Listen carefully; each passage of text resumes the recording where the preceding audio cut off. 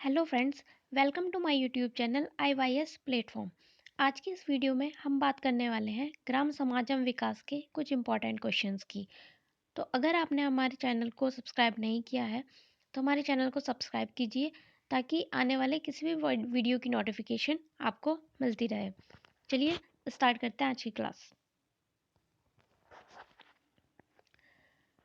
आपका first question है, भारत में हरित क्रांति शब्द का सर्वप्रथम प्रयोग किसने किया था? आपके ऑप्शन है, option A doctor Norman Borlaug, option B MS Swaminathan, option C doctor William Gaud and option D Subramaniam. काफ़ी इजी क्वेश्चन है तो आप जल्दी से इस क्वेश्चन का आंसर दीजिए।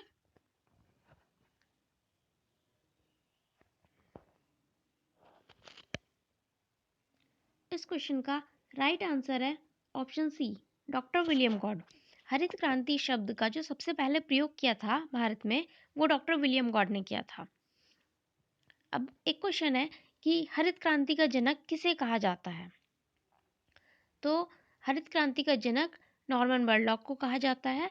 लेकिन अगर आपसे पूछा जाए कि भारत में हरित क्रांति का जनक किसे कहा जाता है, तब आपका आंसर होगा MS स्वामीनाथन। भारत में हरित क्रांति का जनक MS स्वामीनाथन को कहा जाता है। हरित क्रांति जो है वो 1966 से 67 के बीच में भारत में स्टार्ट की गई थी और हरित क्रांति का जो सबसे ज़्यादा प्रभाव है वो गेहूं की फसल पर पड़ा था और काफ़ी हद तक धान की फसल पर भी पड़ा था। हरित क्रांति जो है वो सबसे ज़्यादा जो सक्सेसफुल हुई थी वो पंजाब, हरियाणा और पश्चिम उत्तर प्रदेश में हुई थी। यहाँ जो है वो गेहूं की फसल में एकदम से ही उत्पादन में बहुत ज़्यादा वृद्धि हो गई थी। चावल की फसल के उत्पादन में भी वृद्धि हुई थी, लेकिन जो सबसे ज़्यादा प्रभाव देखने को मिला था वो गेहूं की फसल पे देखने को मिला था और इसलिए इसे हरित क्रांति की संज्ञा दी गई थी। इसमें क्या था, उन्नत किस्म के बीजों का प्रयोग किया गया था और भी कुछ टेक्निक्स अपनाई गई थी जिसकी वजह से उत्पादन जो है वो एकदम से बहुत ज़्यादा बढ़ गया था। चलिए नेक्स्ट क्वेश्चन देखते हैं। नेक्स्ट क्वेश्चन है, ऑपरेशन फ्लड कब प्रारंभ किया गया था? आपके ऑप्शन है, option A 1975, option B 1970, option C 1980 and option D 1995। ये भी काफ़ी इजी क्वेश्चन है और आपने शायद पहले से पढ़ भी रखा होगा, तो आप जल्दी से इस क्वेश्चन का आंसर दीजिए।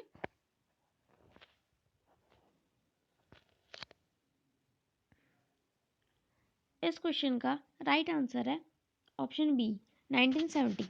ऑपरेशन फ्लड जो है वो 1970 में स्टार्ट किया गया था। ये 3 चरणों में चला था और ऑपरेशन फ्लड जो है वो दुग्ध उत्पादन से संबंधित है। इसे दुग्ध क्रांति के नाम से भी जाना जाता है। दूध के क्षेत्र में मतलब दूध के उत्पादन को बढ़ाने के उद्देश्य से इसकी शुरुआत की गई थी और इस ऑपरेशन के परिणाम स्वरूप ही भारत जो है वो आज विश्व का सबसे अधिक दूध उत्पादक करने वाला राष्ट्र बन गया है। यानी कि विश्व में भारत में सबसे अधिक दूध का उत्पादन होता है और इसके जो जनक थे उन्हें वो थे डॉक्टर वर्गीस कुरियन।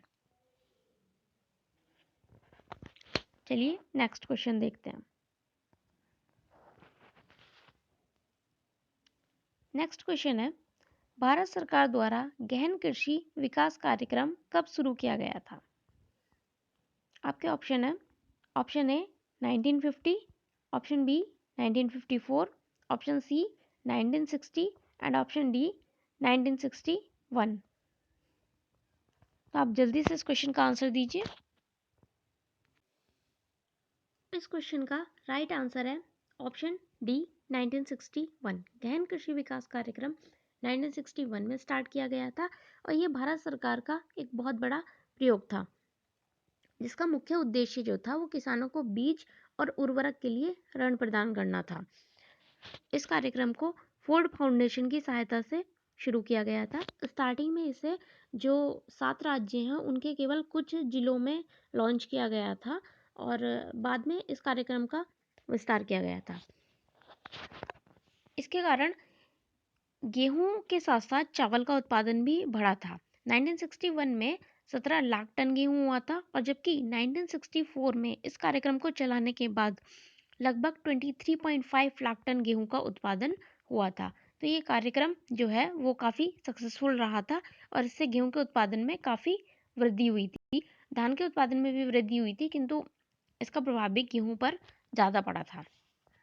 चलिए नेक्स्ट क्वेश्चन देखते हैं। नेक्स्ट क्वेश्चन है, पशुओं में होने वाला पोंकनी रोग किसके कारण होता है?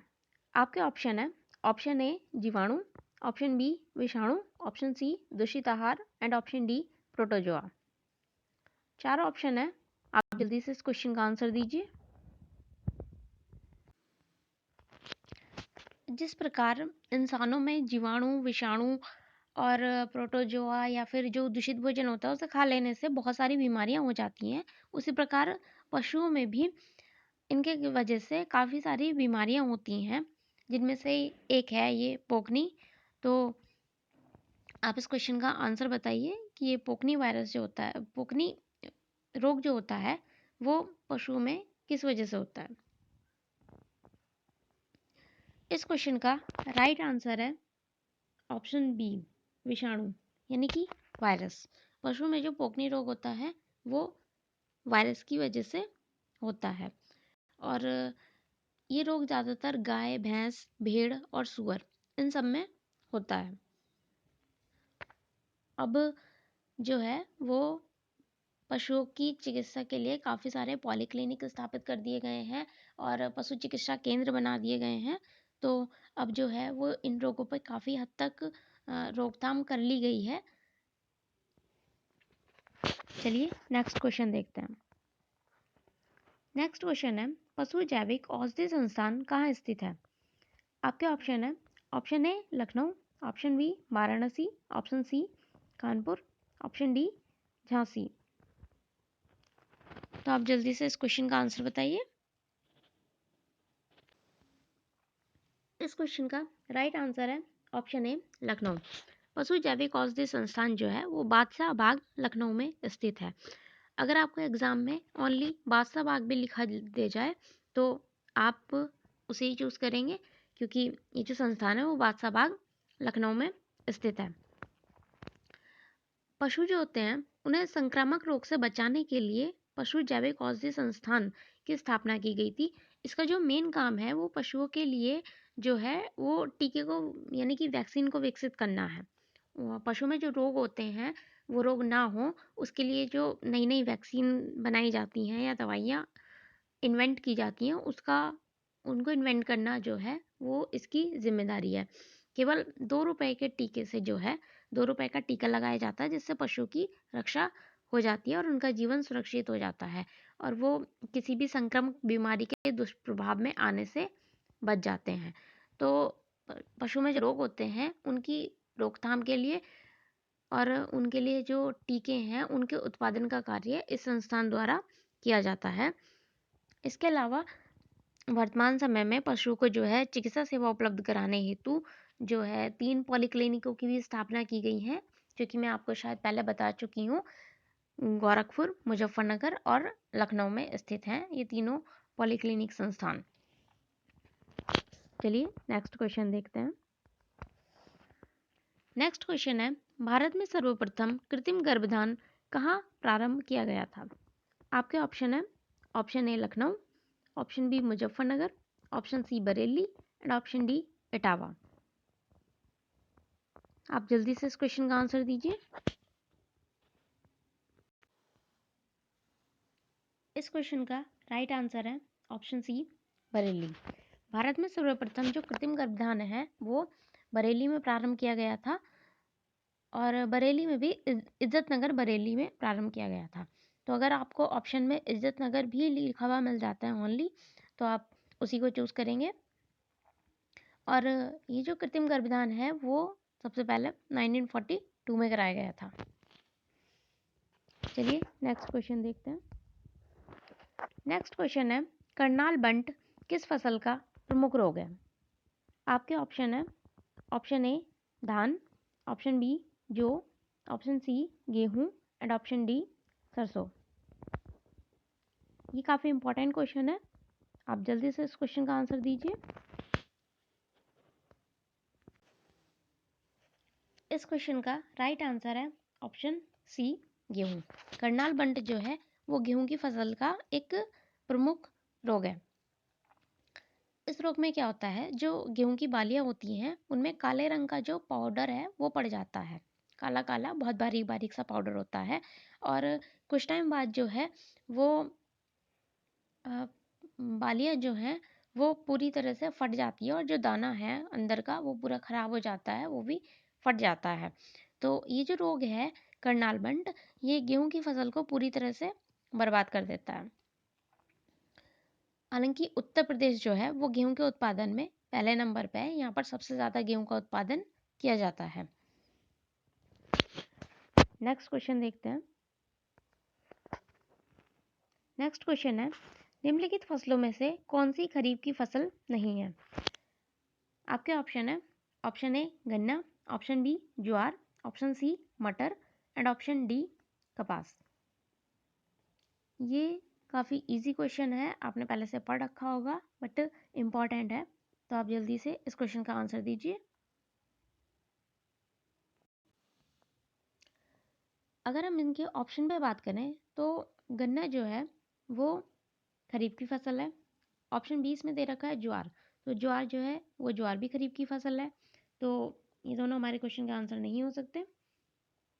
एंड ऑप्शन डी कपास, कपास जो है कपास भी खरीफ की फसल है, तो हमारा जो राइट आंसर है वो है ऑप्शन सी। सी जो है मटर जो है वो खरीफ की फसल नहीं है, ये रबी की फसल है। खरीफ की जो फसल है वो जून से जुलाई के बीच में बोई जाती है और लगभग अक्टूबर से नवंबर के बीच काट ली जाती है। और इन फसलों को जो है अधिक जल की और अधिक टेम्परेचर की आवश्यकता होती है। खरीफ की जो प्रमुख फसलें हैं वो कपास, चावल, गन्ना, ज्वार, मक्का, बाजरा, सनई, ये सब है।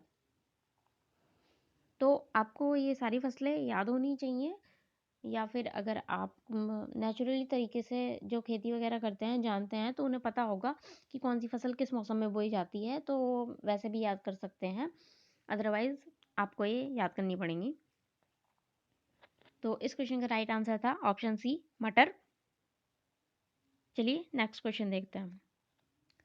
नेक्स्ट क्वेश्चन है, सामुदायिक विकास कार्यक्रम कब प्रारंभ किया गया? आपके ऑप्शन है, option A 1950, option B 1951, option C 1952 and option D 1953। चार ऑप्शन आपके पास, आप जल्दी से इस क्वेश्चन का आंसर बताइए। इस क्वेश्चन का राइट आंसर है ऑप्शन सी 1952। सामुदायिक विकास कार्यक्रम जो है वो 1952 में स्टार्ट किया गया था।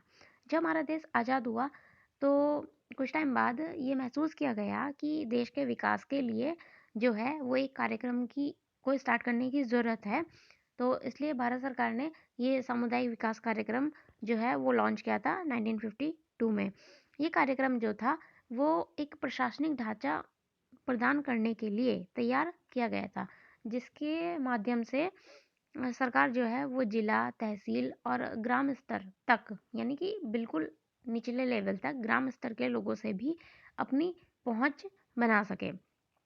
तो इसके लिए पूरे देश में जितने भी डिस्ट्रिक्ट थे उन सबको विकास खंडों में विभाजित किया गया, यानी कि ब्लॉक्स में विभाजित किया गया, और प्रत्येक ब्लॉक में एक ब्लॉक विकास अधिकारी यानी कि बीडीओ जो होता है उसे वहाँ का प्रभारी बना दिया गया, और उसके अंडर में जितने भी गांव आते थे एक ब्लॉक में, उन सब गांव से संपर्क साधने के लिए उसे नियुक्त किया गया, और ताकि जो ग्रामीण क्षेत्र के लोग हैं उन सब से भी सरकार कनेक्ट हो सके और देश को विकास के पथ पे अग्रसर किया जा सके। चलिए नेक्स्ट क्वेश्चन देखते हैं। नेक्स्ट क्वेश्चन है, नेफेड का मुख्यालय कहाँ है? आपके ऑप्शन है, option A New Delhi, option B Mumbai, option C Hyderabad and option D Dehradun. ये भी इम्पोर्टेंट क्वेश्चन है, आप जल्दी से इस क्वेश्चन का आंसर दीजिए। इस क्वेश्चन का राइट आंसर है option a new Delhi. NAFED का जो मुख्यालय है वो नई दिल्ली में है और इसकी स्थापना 2 अक्टूबर 1958 को की गई थी। यह एक विपणन संस्था है। नेफेड जो है वो जितनी भी सहकारी विपणन समिति हैं उनका प्रतिनिधित्व करता है और राज्यों के खाद्य पदार्थों के उत्पादन और उनके निर्यात व्यापार को प्रोत्साहित करता है। नेफेड जो है वो जो जिन राज्यों में जिस भी चीज़ का अधिक उत्पादन होता है, यानी कि अधिक उस चीज़ की अधिकता है, वहाँ से जिन राज्यों में उस चीज़ की कमी है वहाँ भेजता है और जो उनकी कमी है उसको दूर करने का प्रयास करता है। जैसे कि उत्तर प्रदेश में गेहूँ बहुत ज़्यादा होता है, यानी कि काफ़ी होता है, तो यहाँ से तो नेफेड का ये काम है कि वो यहाँ से गेहूँ जो है जिन राज्यों में गेहूँ की कमी है वहाँ भेजेगा और उत्तर प्रदेश में जिन चीज़ की कमी है और जहाँ वो अधिक होती होगी वहाँ से वो उत्तर प्रदेश में उसे भेज देगा, यानी कि आयात निर्यात जो है उसको प्रोत्साहित करता है और उसका कार्य करता है। चलिए नेक्स्ट क्वेश्चन देखते हैं। नेक्स्ट क्वेश्चन है, यूरिया में नाइट्रोजन की मात्रा कितने प्रतिशत होती है?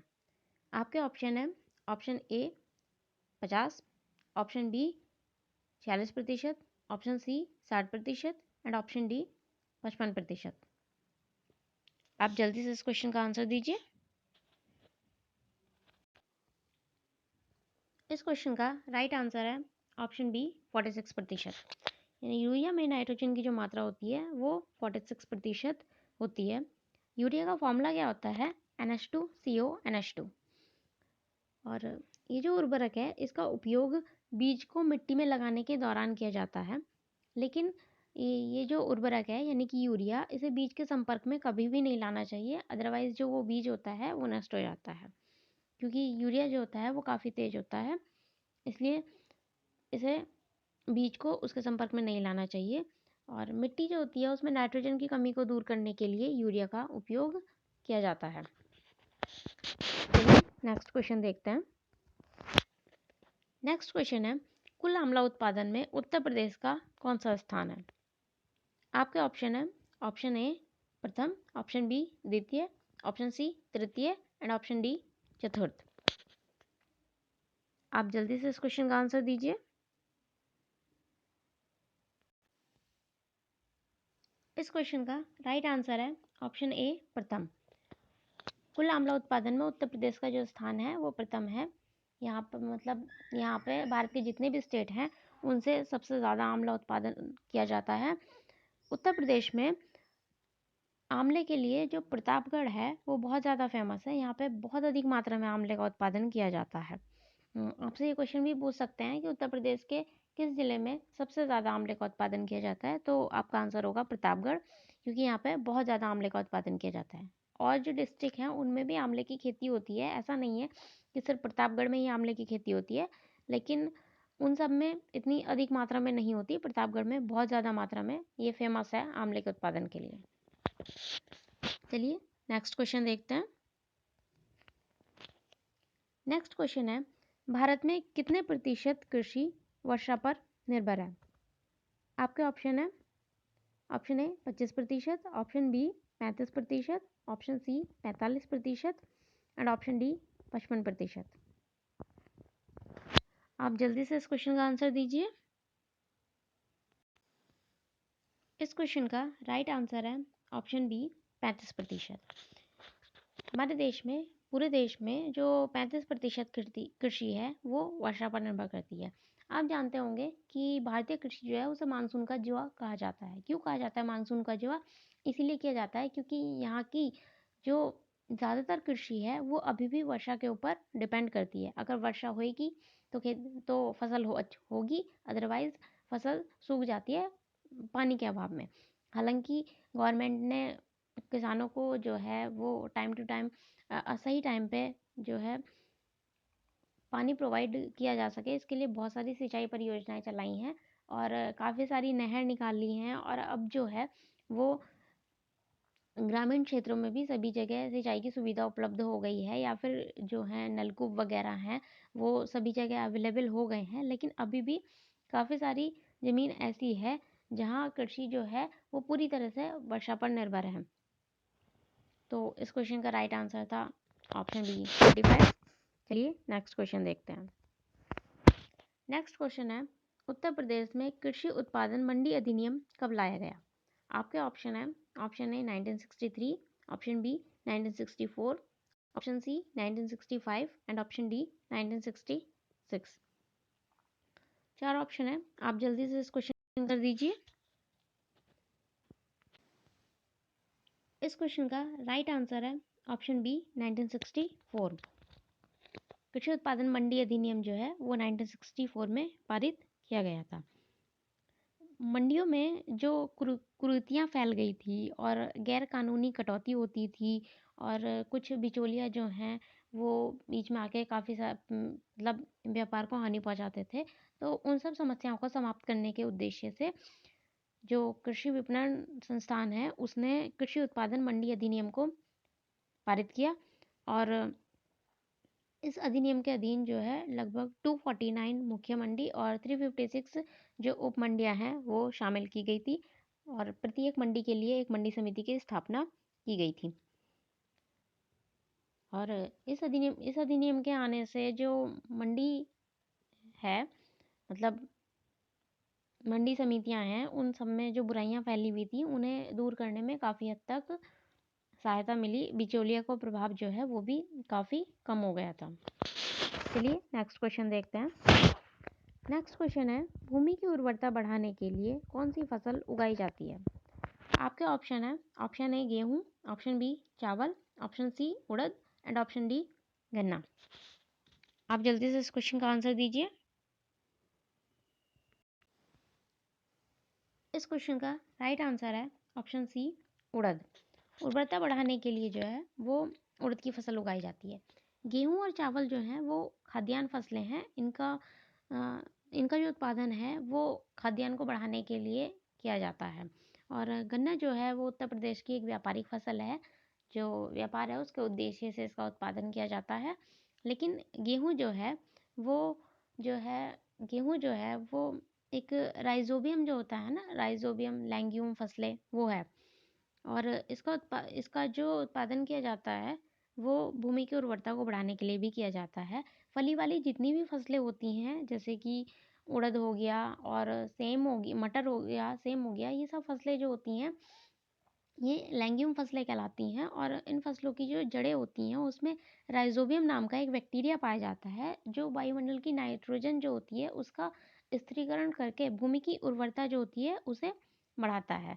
ये वायुमंडल की जो नाइट्रोजन होती है उसे नाइट्रेट में कन्वर्ट करता है। और इन फसलों की जो जड़ें होती हैं उनमें पाया जाता है ये बैक्टीरिया।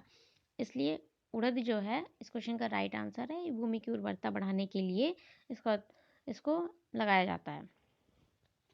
चलिए नेक्स्ट क्वेश्चन देखते हैं। नेक्स्ट क्वेश्चन है, पूरा योजना किसके द्वारा चलाई गई थी?